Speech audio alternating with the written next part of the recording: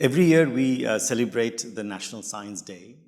सर्वप्रथम आप सभी को राष्ट्रीय विज्ञान दिवस की हार्दिक शुभकामनाएं। प्रत्येक वर्ष हम फरवरी माह के अंत में राष्ट्रीय विज्ञान दिवस को एक यादगार घटना के रूप में मनाते हैं। वैसे तो भारतीय विज्ञान के इतिहास में विगत वर्षों में बहुत से महत्वपूर्ण आविष्कार हुए हैं, किंतु 20वीं शताब्दी में इन सब में से जो एक सबसे अहम आविष्कार था वो है रमन प्रभाव, जिसे हम रमन इफेक्ट भी कहते हैं। इस रमन प्रभाव का आविष्कार प्रख्यात भौतिक शास्त्री सर सीवी रामन द्वारा किया गया। जिस वक्त उन्होंने इस महत्वपूर्ण रमन प्रभाव का आविष्कार किया, उस वक्त वो कलकत्ता में स्थित विज्ञान अनुसंधान संस्था Indian association for cultivation of sciences से जुड़े हुए थे।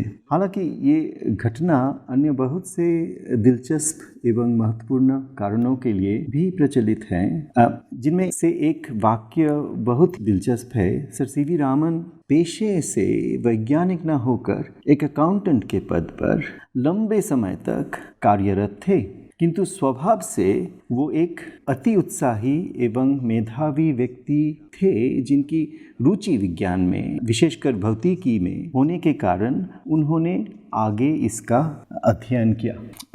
20वीं शताब्दी के प्रारंभिक समय में, यानी सन 1910 से 20 के आसपास, भारतीय विज्ञान संस्था ने सर सीवी रामन जी के विज्ञान के प्रति गूढ़ लगाव को पहचाना ही नहीं, बल्कि उदारता दिखाते हुए उन्हें अपनी रुचि एवं अद्भुत विचारों के अनुरूप प्रयोगों को करने के लिए संस्थान की प्रयोगशाला के द्वार भी खोल दिए, जहां वो अपने दिन भर के दायित्वों से फुर्सत पाकर शाम के समय अपने प्रयोगों को करने में जुट आ जाते थे। मैं समझता हूँ कि आजकल की प्रयोगशालाओं को भी ऐसे उदारपंथी दृष्टिकोण से बहुत कुछ सीख हासिल करनी चाहिए। राष्ट्रीय विज्ञान दिवस अपने आप में एक यादगार दिन इसलिए भी है क्योंकि इसी दिन रमन प्रभाव के शोध पत्र को प्रकाशित करने की स्वीकृति भी प्राप्त हुई थी। इस घटना ने भारतीय विज्ञान क्षेत्र में नव चेतना जगाने के साथ साथ भौतिकी में नोबेल पुरस्कार प्राप्त करने का मार्ग भी प्रशस्त किया। भारतीय इतिहास में ऐसा पहली बार हो रहा था जहां की एक भारतीय वैज्ञानिक को भारत में ही रहकर उसके द्वारा की गई खोज के लिए इस विश्व प्रख्यात पुरस्कार से सम्मानित किया गया है। सर सीवी रामन ने भारतीय लेखा विभाग में अकाउंटेंट जनरल के रूप में काम करते हुए अपने सभी दायित्वों को निभाने के साथ साथ अपने खाली समय में कड़ी मेहनत एवं लगन से इस रमन प्रभाव के जरिए संपूर्ण विज्ञान जगत में अपना एक अतुल्य योगदान भी दिया, जो हमें ये प्रेरणा देता है कि विज्ञान से जुड़ने के लिए या खोज करने के लिए किसी का वैज्ञानिक होना आवश्यक नहीं, बल्कि उसके प्रति गहन लगाव, कड़ी मेहनत तथा किसी भी परिस्थिति जुड़ने की हिम्मत होनी चाहिए। इसे सामान्य शब्दों में यदि मैं कहूँ तो इस दिवस के माध्यम से वैज्ञानिक जनसामान्य के बीच में जाकर उनको वैज्ञानिक संस्थाओं की प्रयोगशाला में किस तरीके से कार्य होता है इसके बारे में अवगत कराना है। इसके अलावा इस दिवस को सार्वजनिक रूप से मनाने का एक और महत्वपूर्ण जो कारण है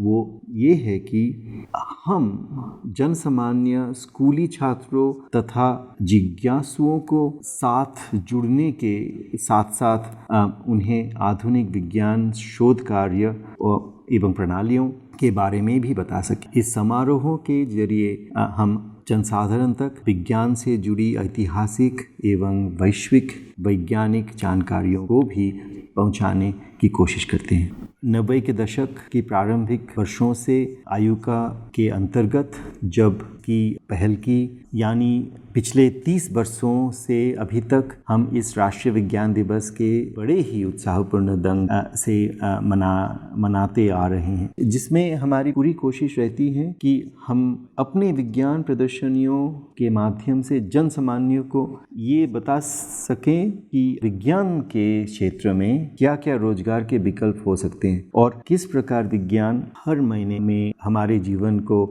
बेहतर बनाने की क्षमता रखते हैं। हर वर्ष इस समारोह के दौरान हजारों की तादाद में लोगों की भीड़ विज्ञान संस्थानों में उमड़ती है, जहां उनका भव्य स्वागत किया जाता है। राष्ट्रीय विज्ञान दिवस के इस अवसर पर मैं पूरे आयु का परिवार की ओर से एक बार पुनः आप सभी को हार्दिक शुभकामनाएं देता हूं। नमस्कार।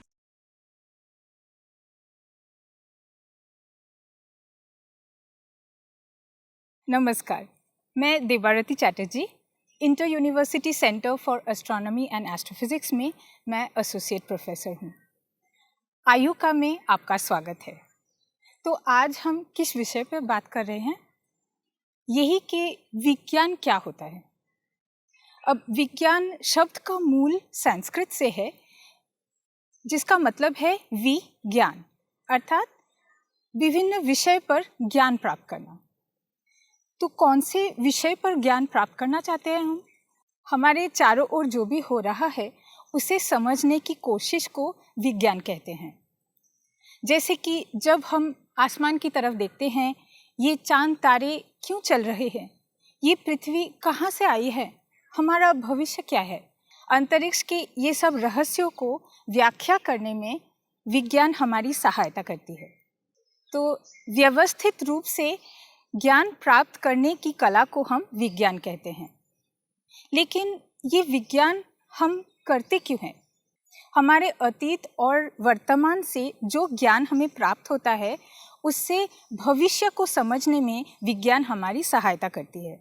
जैसे कि एक उदाहरण लेते हैं, न्यूटन, आइंस्टाइन, गैलीलियो, इन्होंने हमारे सामने ग्रेविटी या गुरुत्वाकर्षण का मत सामने रखा।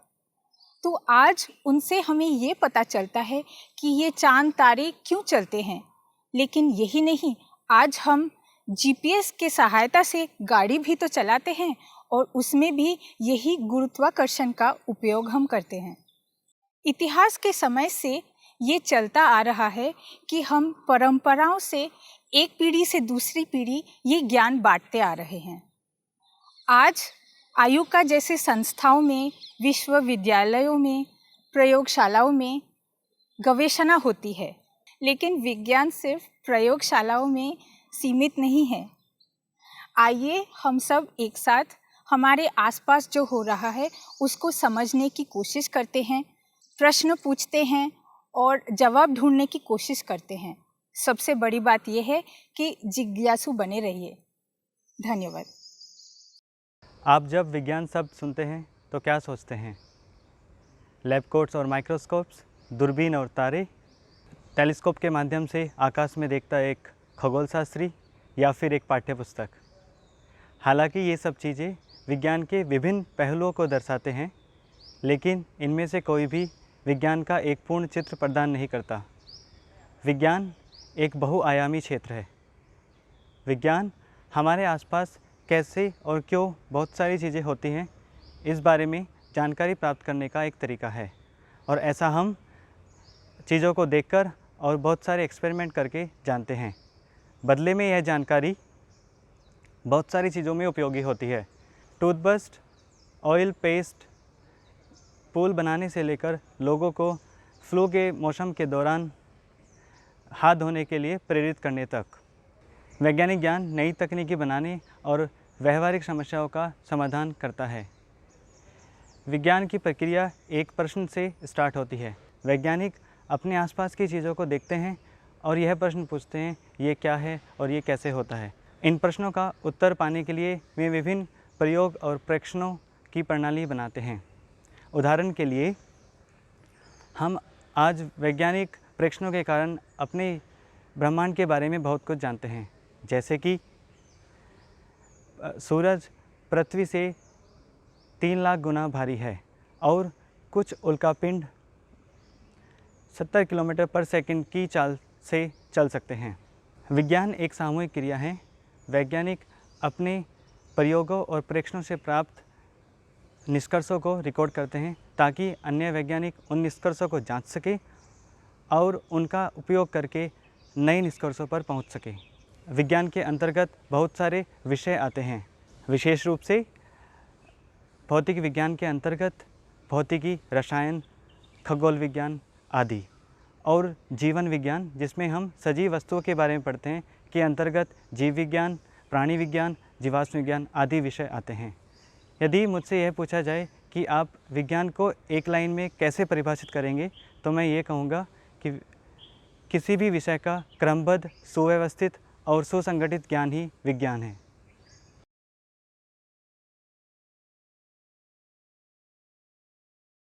What we mean by scientific temper? Scientific temper यानी वैज्ञानिक सोच का मतलब है कि हम अपने आसपास की दुनिया और ब्रह्मांड को साइंटिफिक मेथड यानी वैज्ञानिक विधि का पालन करके समझें। और साइंटिफिक मेथड का मतलब है कि हम उन्हीं विचारों को अपनाएं जो साइंटिफिक रिसर्च द्वारा पुष्टि की गई हैं। इसका ये भी मतलब है कि भले ही हमारे निजी विचार होंगे कि दुनिया या चीज़ें कैसे काम करती हैं, पर अगर वो विचार वैज्ञानिक शोध द्वारा गलत साबित की गई हैं तो हमें उनको नहीं मानना चाहिए। वैसे ही हो सकता है कि कुछ हम विचार ऐसे हैं जो हमें पसंद नहीं, पर अगर साइंटिफिक रिसर्च द्वारा वो उनकी पुष्टि की गई है तो हम उन्हें अपनाएं, भले ही हमें वो पसंद ना हो।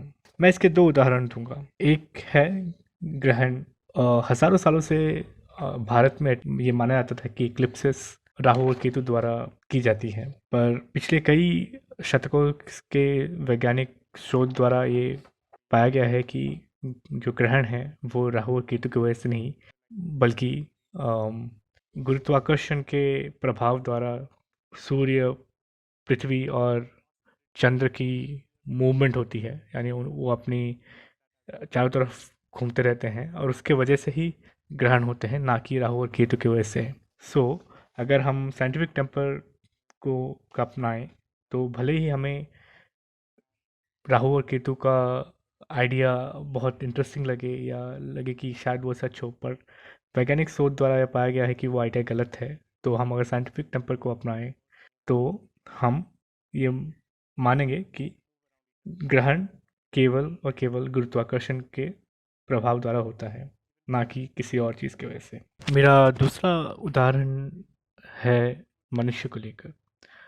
कई लोगों का मानना है कि अलग अलग लोग जो विश्व के अलग अलग जगहों पर रहते हैं या अलग अलग दिखते हैं, वो एक दूसरे से एक जैविक रूप में यानी बायोलॉजिकल लेवल पे एक दूसरे से अलग है। अगर हम साइंटिफिक टेम्पर को पालन करें तो हम सोचेंगे कि क्या साइंटिफिक एविडेंस क्या कहती है, अभी तक जो रिसर्च की गई है उससे हमें क्या पता चलता है। तो अब तक जो रिसर्च की गई है पिछले कई दशकों से, उससे ये साफ पता चलता है कि भले ही दुनिया में अलग अलग जगह या रहने वाले लोग एक दूसरे अलग दिखते हैं, पर जैविक रूप में सब मनुष्य एक जैसे हैं। इनफैक्ट अभी जितने मनुष्य हैं पृथ्वी में, सबके कॉमन एंसेस्टर एक कॉमन एंसेस्टर अफ्रीका से सब आए हुए हैं ह्यूमन। एक तरह से हम सब एक मनुष्य के संतान हैं। तो भले ही हमें ये आइडिया थोड़ा अजीब लगे कि सब मनुष्य एक जैसे हैं, बट साइंटिफिक एविडेंस हमें क्लियरली कहती है कि सारे मनुष्य एक जैसे हैं। तो हम यह विचार अपने निजी जीवन में अपनाएंगे कि मनुष्य में कोई डिफरेंस नहीं है और सब जो भेदभाव है वो हमारी एक पर्सनल बायस की वजह से हुआ है। साइंटिफिक टेम्पर क्या है? साइंटिफिक टेम्पर सिर्फ एक बेसिक चीज़ है जिसमें अगर आपकी टीचर आपको कोई कॉन्सेप्ट समझा रही है और आपको वो समझ नहीं आ रहा तो आप कहिए मैम हमें समझ नहीं आ रहा। साइंटिफिक टेम्पर इज़ बहुत ही बेसिक चीज़ जिसमें आपको अपनी क्यूरियोसिटी को जगाए रखना है, नई नई चीज़ें समझने का प्रयास करना है, चाहे लाइब्रेरी में जाके, चाहे इंटरनेट पे, चाहे टीवी पे, चाहे फ्रेंड्स के साथ डिस्कशन पे। आइडिया इज़ आपको सब कुछ नहीं आता एंड किसी को भी सब कुछ नहीं आता, लेकिन सब अगर साथ में बैठेंगे, बात करेंगे, डिस्कशन करेंगे तो हम नए तथ्यों का वो कर सकते हैं, डिस्कवर कर सकते हैं, निर्माण कर सकते हैं। साइंटिफिक डिस्कवरी एक्चुअली और कुछ नहीं है बट एक कलेक्टिव नॉलेज बेस को पुश करना है further and further and further, because हर किसी का एक लिमिटेशन है नॉलेज बेस का, एंड टुगेदर इस लिमिटेशन को हमें और बड़ा करना है, सोच विचार करके, डिस्कशन करके और साथ में ग्रुप में काम करके. So today I am going to talk about scientific temper. Before I start about scientific आज मैं साइंटिफिक टेम्पर वैज्ञानिक स्वभाव के बारे में बात करने जा रहा हूँ. इससे पहले कि मैं वैज्ञानिक स्वभाव के बारे में बात करूँ, मैं पहले साइंटिफिक मेथड वैज्ञानिक पद्धति के बारे में बात करूँगा. पिछले 400 वर्षों में आधुनिक विज्ञान के जन्म के बाद से विज्ञान ने बहुत प्रगति की है. वैज्ञानिक विधि प्रकृति के नियमों के बारे में सत्य की खोज की प्रक्रिया है, और अक्सर हमने सीखा है कि सच्चाई आमतौर पर छिपी हुई होती है.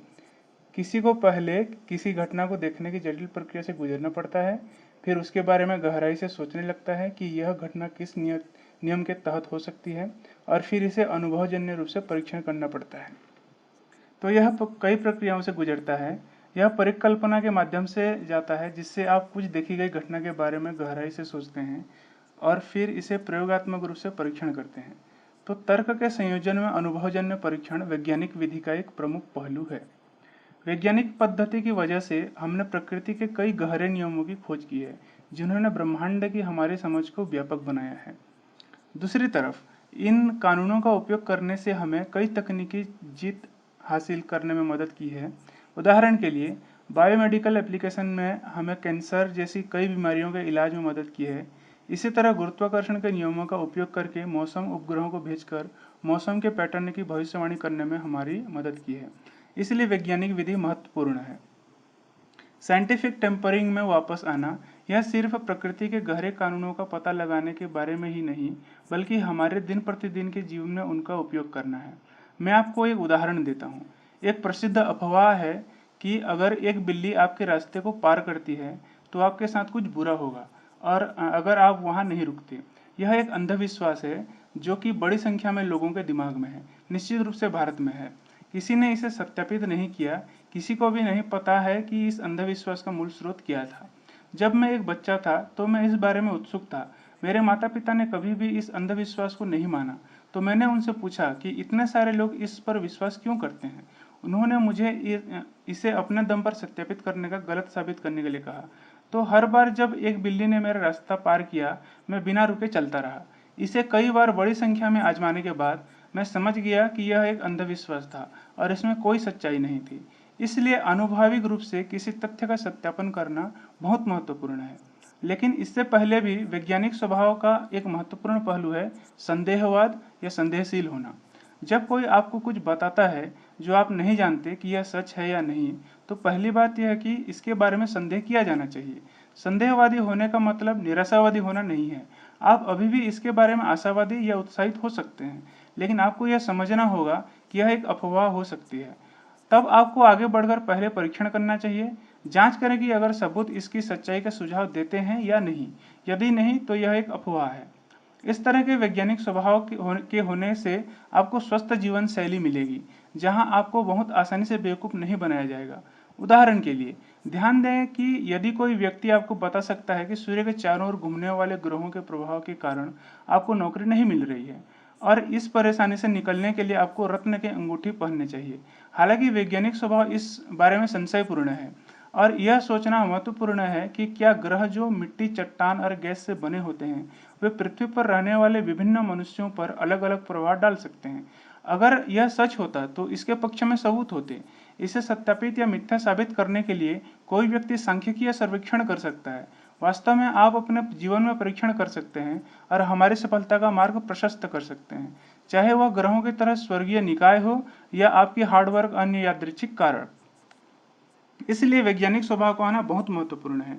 यह देखते हुए कि हम 21वीं सदी की आधुनिक दुनिया में हैं, यह उच्च समय है कि हम अपने दैनिक जीवन में वैज्ञानिक स्वभाव को अपनाएं, ताकि हम मिथकों और अफवाहों को संदेहपूर्ण तरीके से देख सकें और उनके संबंध में सच्चाई का पता लगा सकें.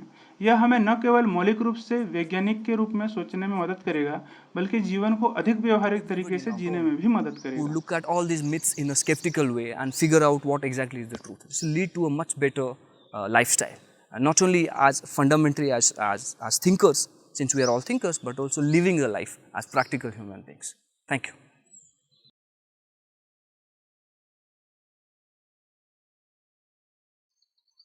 वैज्ञानिक मनोदशा का महत्व, तो इसका महत्व इसकी परिभाषा में ही छुपा हुआ है।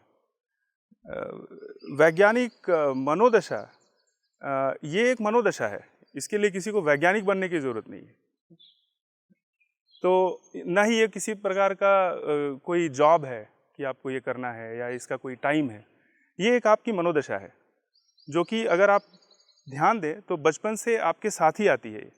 आप जब अपने पर्यावरण को देखते हैं, आसपास की चीज़ों को देखते हैं, आप शायद आप इस बात को उतना ध्यान से नहीं सोच रहे हैं, पर आप जस्ट एक किसी छोटे बच्चे को देखिए, किस तरह से बच्चा अपने पर्यावरण में रिएक्ट करता है, यहाँ वहाँ देखता है, वो अचंभे से सब चीज़ें देखता है, सवाल करता है, आके आपसे पूछेगा, आप बताओगे, उसको शायद समझ में नहीं आ रहा है तो वो बार बार सवाल करेगा।